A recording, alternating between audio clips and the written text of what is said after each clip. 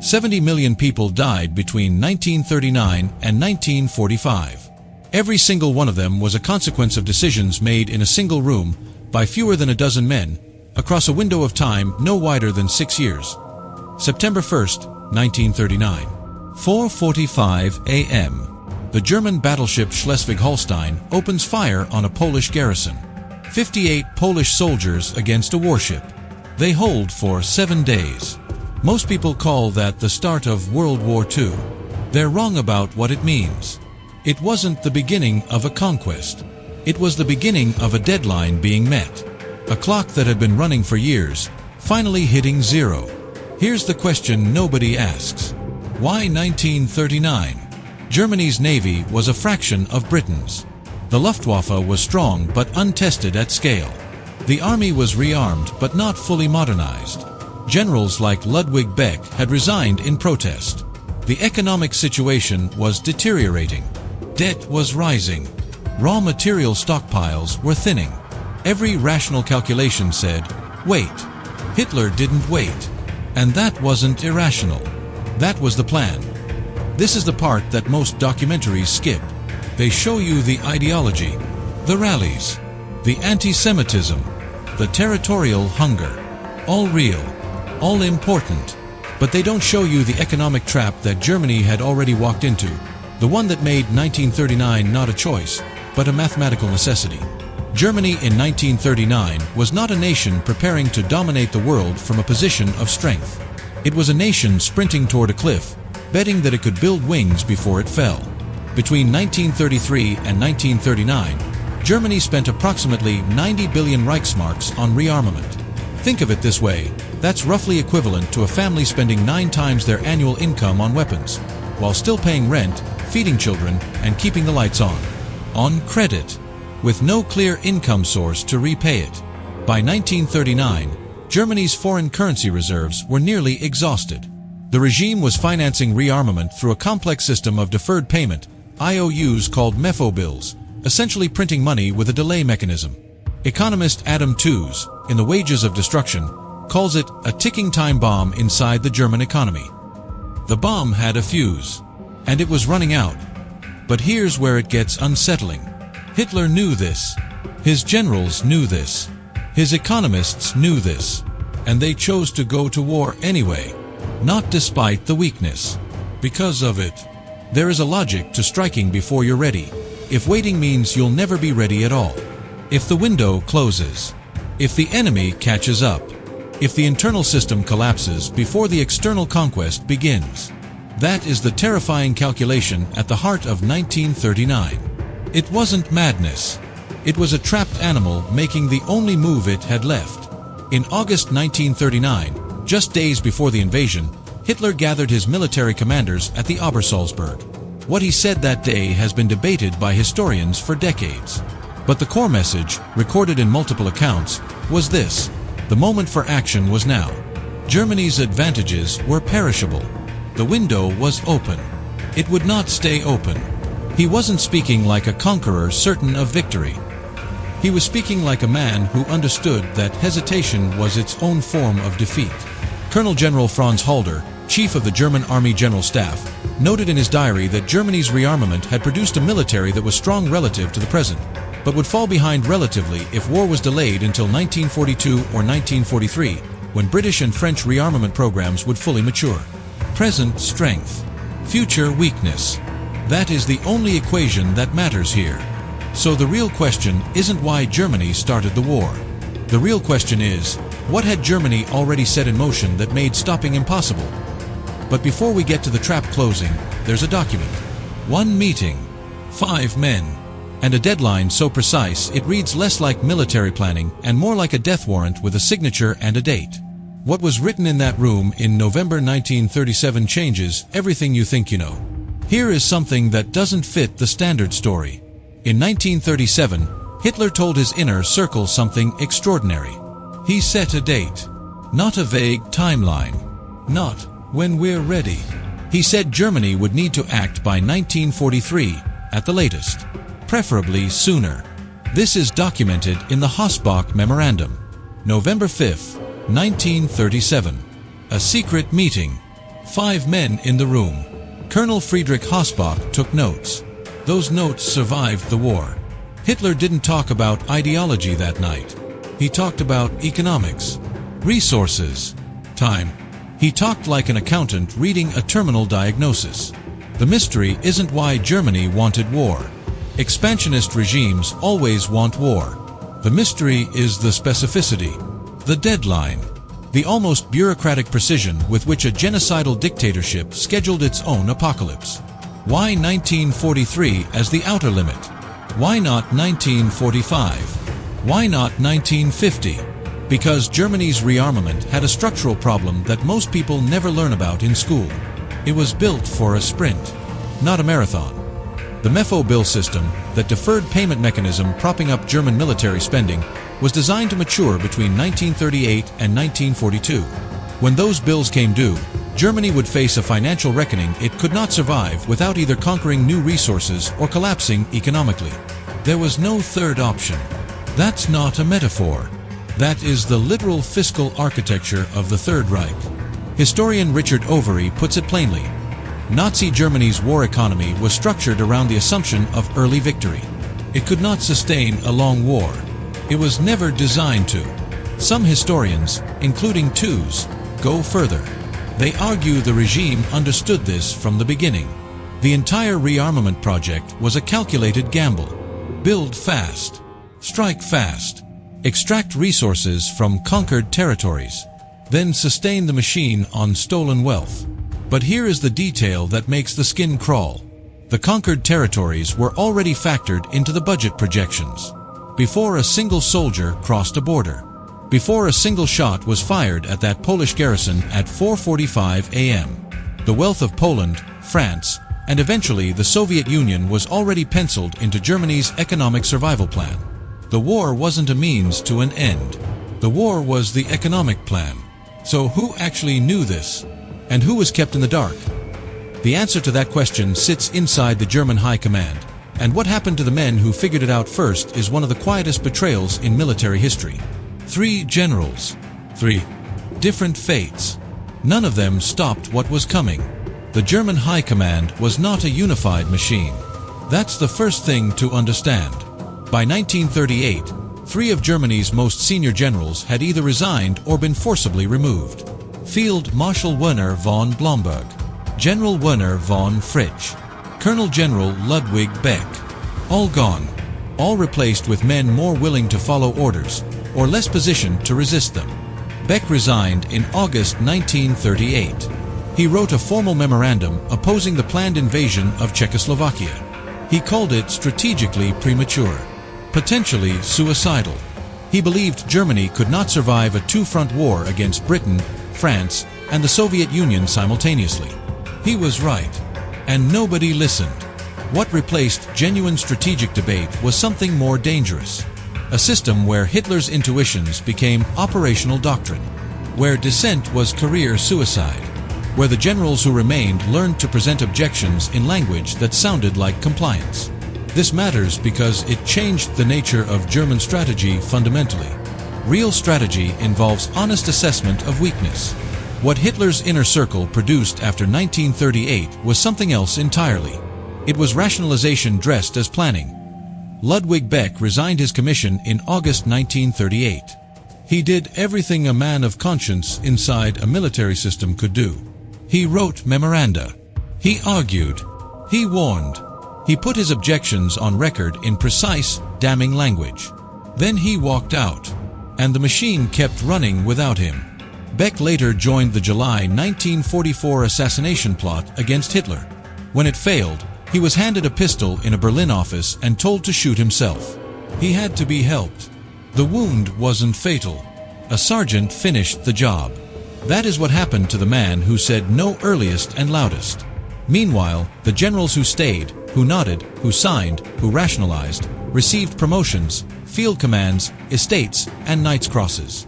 Hermann Göring built Karenhall, a personal hunting estate spanning 100,000 acres of Prussian forest, while German boys died on frozen Soviet steppe in summer boots. The men who built the machine lived inside it like kings. The men who tried to stop it were handed pistols in offices. That asymmetry is not incidental. It is the system working exactly as designed. The actual strategic logic, stripped of ideology, worked like this. Germany needed to fight wars sequentially, not simultaneously. One enemy at a time. Rapid victories. Resource extraction. Then regroup. Then the next enemy. The concept had a name inside Wehrmacht planning circles. Blitzkrieg, lightning war. But it wasn't just a battlefield tactic. It was an economic strategy. Each conquered nation was a fuel stop. Poland's agricultural resources. France's industrial capacity. The Soviet Union's oil fields and grain. The sequence mattered as much as the fighting. Get one wrong. Linger too long. Exhaust your forces before the next campaign. And the entire machine seizes. Here is where the strategy becomes genuinely unsettling. Germany's military planners knew the 1939 window was partially created by diplomatic circumstances that would not repeat. The Nazi-Soviet Pact, signed August 23, 1939, just 9 days before the invasion of Poland, neutralized the Eastern threat temporarily. It shocked the world. It shocked even senior German military figures who learned about it late. But inside Hitler's strategic calculus, it was always the precondition. Not a surprise. A prerequisite. The pact bought Germany a single-front war in the West. For a while, in the same period, British and French rearmament was accelerating but uneven. Britain's Royal Air Force was modernizing rapidly. The Spitfire entered service in 1938. Radar defense networks were expanding along the British coast. By 1941 or 1942, the aerial balance would shift. By 1943, British naval rearmament would close the Atlantic. Germany had a window. Narrow. Specific. Closing. General Erich von Manstein, one of the Wehrmacht's genuinely brilliant strategic minds, later wrote that German operational planning in 1939 succeeded not because Germany was strong in absolute terms, but because France and Britain were psychologically unprepared to fight offensively. The strategy exploited hesitation, not superiority. That is a razor-thin margin on which to bet a civilization. Think of it as a chess player sacrificing most of their pieces early, betting everything that the opponent won't see the trap until it's 3 moves too late. But here is what that strategy required above everything else. Speed. Absolute speed. Every day of delay was a day for Britain to produce another squadron of Spitfires. Every month was a month for France to move more divisions to the border. Every year was a year for the Soviet Union to modernize its armored divisions. Time was the one resource Germany could not manufacture. And time was already running out before the first tank crossed into Poland. Which raises the question nobody in Berlin was willing to answer out loud. What happens when the speed runs out? Stop here for a moment. Put yourself in that room. August 1939. You are a senior German general. You know the economic clock is running out. You know the window is closing. You know that waiting means collapse, but you also know that going to war now, before you're ready, against enemies who might unite against you, is a gamble with millions of lives. You have one moment, one memorandum, one resignation that might slow the machine. What do? Be honest with yourself. Because every man in that room had the same choice. And almost none of them made the one that history would have forgiven. August 22nd, 1939. One day before the Nazi-Soviet Pact is signed. Hitler addresses his commanders at the Obersalzberg again. This time the language is different. Colder. More explicit. The meeting notes, captured after the war and presented at Nuremberg, record something that stops historians mid-sentence when they first encounter it. Hitler asks, rhetorically, who today remembers the annihilation of the Armenians? He was not making a historical observation. He was making an operational one. The room contained men who had sworn oaths. Men with families. Men who had studied Clausewitz and believed in military honor as a professional identity. They did not walk out. That silence is its own kind of shock event. Not a battle. Not a bombing. A room full of generals choosing, in real time, to become something they could not later unchoose.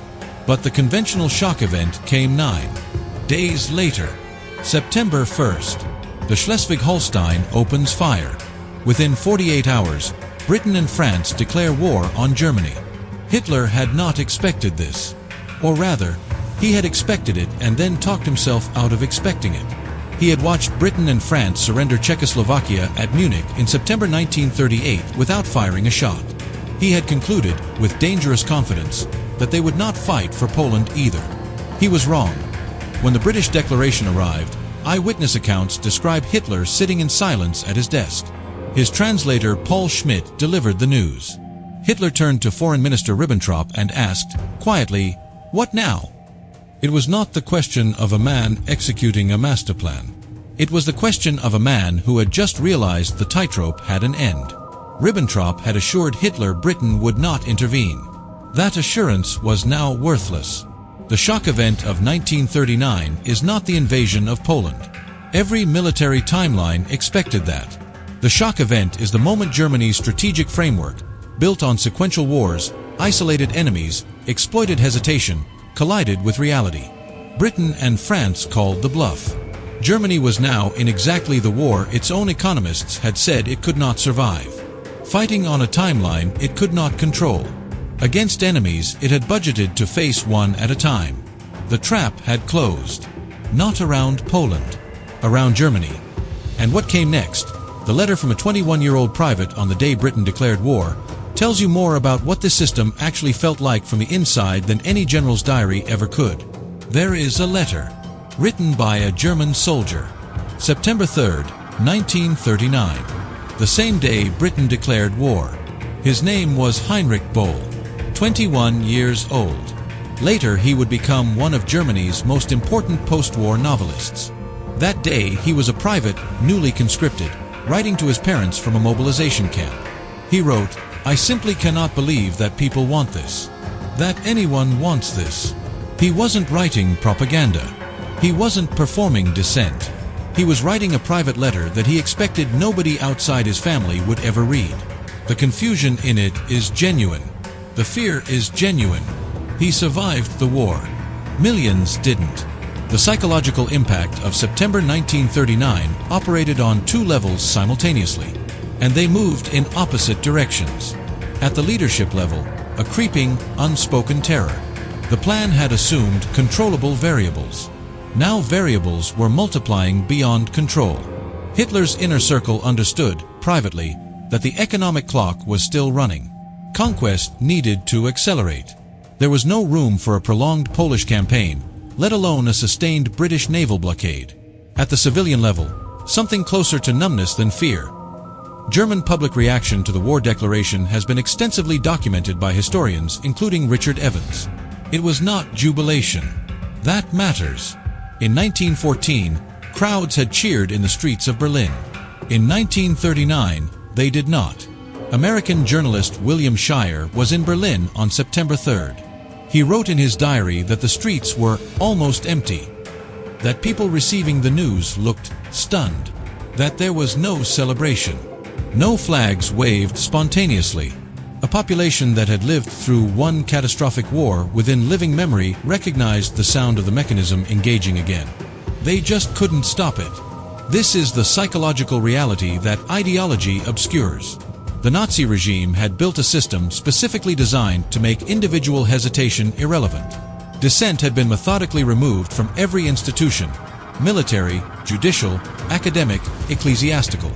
The generals who might have objected were gone. The judges who might have ruled differently were replaced. The priests who might have spoken were monitored. By September 1939, the German state had no functional break. Not because Germans wanted war unanimously, because the architecture of the regime had systematically dismantled every mechanism designed to slow it down. Which raises a question that historians still debate.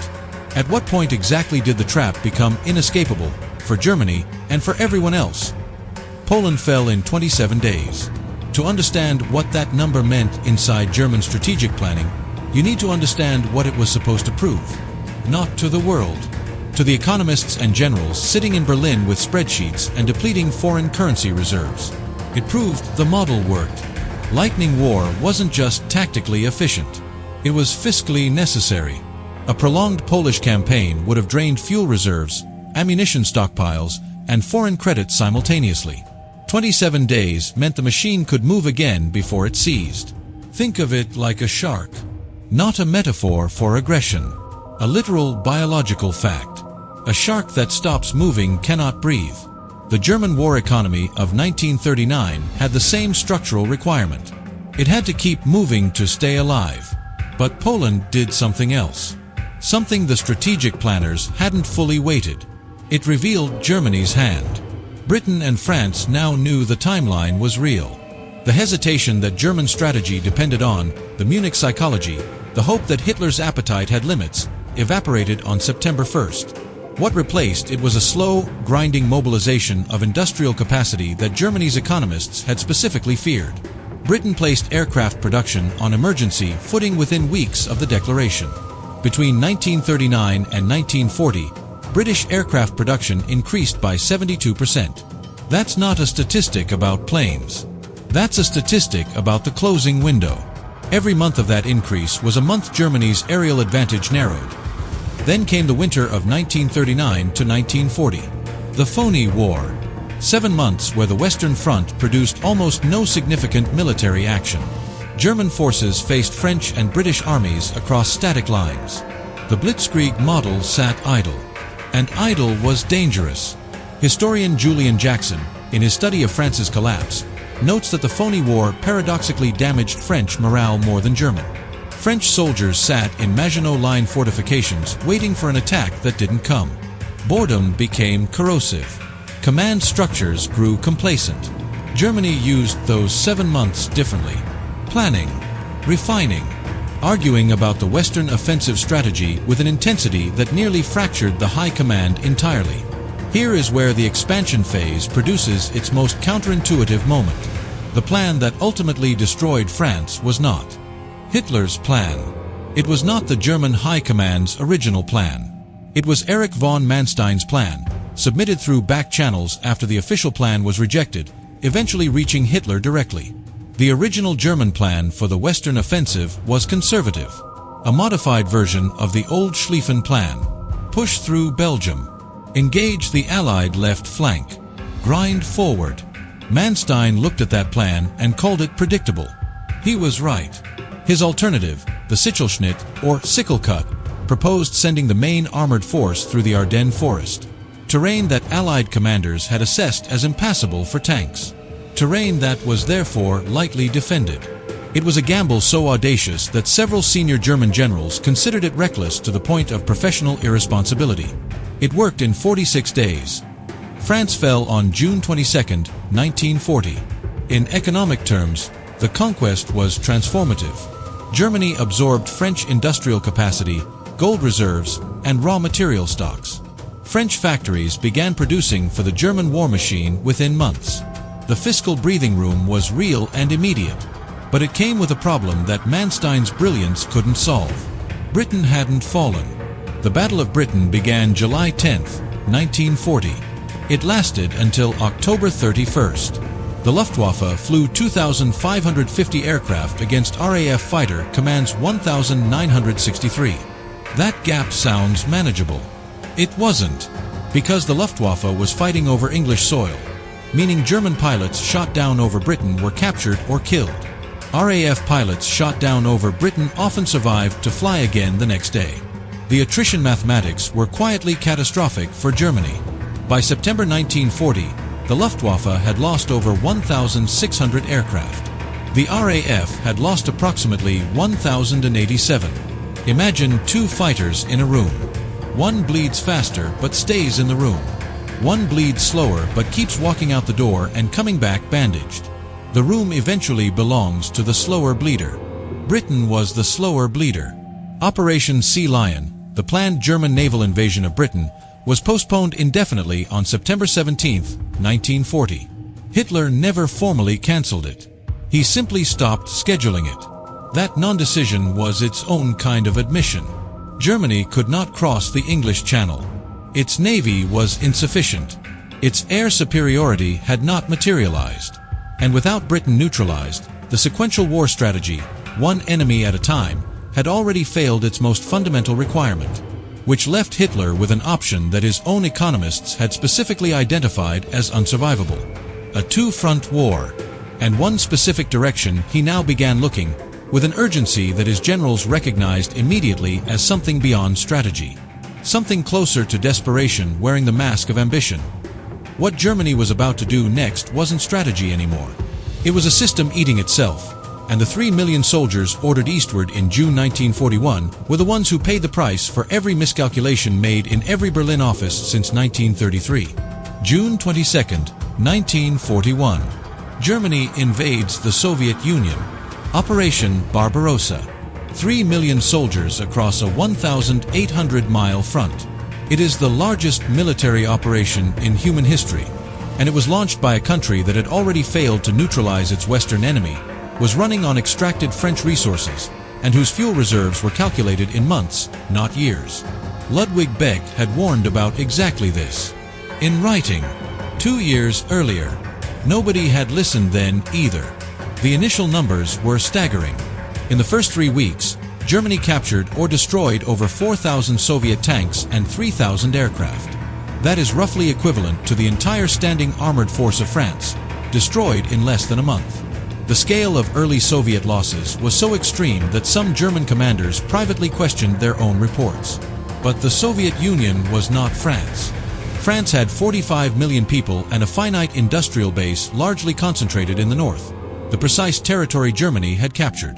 The Soviet Union had 190 million people, industrial capacity relocated east of the Ural Mountains, and a geographic depth that swallowed armies the way oceans swallow stones. By December 1941, German forces were within 15 miles of Moscow. They stopped, not because of Soviet resistance alone, because of temperature. -30 degrees Celsius. German soldiers had been issued summer uniforms. The logistics chain, already stretched across 1,800 miles, had not adequately provisioned winter equipment. This was not an oversight. It was an assumption. The assumption that the Soviet Union would collapse before winter. The same assumption that had governed every German strategic calculation since 1939. That speed would solve problems before those problems fully materialized. It didn't. And on December 5, 1941, Soviet forces launched a massive counteroffensive outside Moscow. Germany's eastern advance halted permanently at its furthest point. 2 days later, Japan attacked Pearl Harbor. The United States entered the war. Germany now faced Britain, the Soviet Union, and the United States simultaneously. This was precisely the coalition that Hitler's 1937 Obersalzberg briefing had identified as unsurvivable. Not as a risk to be managed, as a terminal condition to be avoided at all costs. Germany had not avoided it. The clock that had been running since 1933 had finally expired. But here is what the collapse reveals that the victory years had hidden. The system was never designed to win a long war. It was designed to prevent one, by ending conflicts so fast that the question of endurance never arose. When that mechanism failed, everything built on top of it failed with it. Which forces the darkest question of all. Did anyone, at any point, genuinely believe it would work? Here is what the history books bury in footnotes. Hitler knew, not in the vague way that reckless gamblers sense the odds against them. In the specific, documented, coldly articulate way that a man who had read the economic reports, heard the General Staff objections, and personally chaired the meetings understood exactly what he was initiating. There is a recording. November 1941. Germany is already stalling outside Moscow. Hitler speaks privately to associates. The transcript, preserved in the Institut für Zeitgeschichte in Munich, records him saying that if the German people could not win this war, then they deserved to perish. Not defeat. Perish. That sentence changes everything. It means the war was never purely about conquest or ideology or Lebensraum in the conventional sense. Underneath all of it was something more nihilistic, a belief that the struggle itself was the point.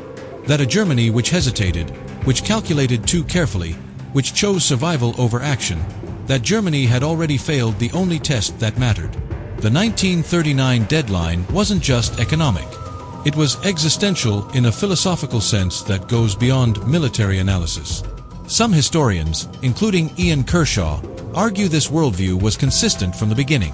That Hitler's entire political project contained within it the seeds of self-destruction, that total victory and total annihilation were always two faces of the same coin. Others, including Jews, maintained the economic determinism was primary. That ideology provided the justification, but the fiscal trap provided the mechanism. Both are partially right. That's what makes it genuinely unsettling. Return to Heinrich Böll. September 3rd, 1939. 21 years old. Writing to his parents. I simply cannot believe that people want this. He was correct. Most people didn't want it. The Berlin streets were empty. The generals had objected and been removed. The economists had modeled the terminal outcomes and been ignored. The diplomats had watched the window close and said nothing publicly. The war happened not because a nation unanimously chose it. It happened because a system had been constructed, deliberately, methodically, over 6 years, that made the individual human capacity to say no functionally irrelevant. That is the final twist. World War II was not started by a madman operating outside rational constraints. It was started by a system that had consumed all its rational constraints, one institution, one resignation, one silenced objection at a time. Germany didn't fall into war in 1939. It was engineered there, precisely, deliberately, by people who understood exactly what they were building and chose to keep building it anyway. The question that remains, the one that should keep you uncomfortable long after this video ends, is not about Germany specifically. It is about systems. How many of the institutions around you right now have quietly removed their own brakes? One policy, one resignation, one ignored warning at a time. And who, exactly, is sitting in that room choosing not to walk out?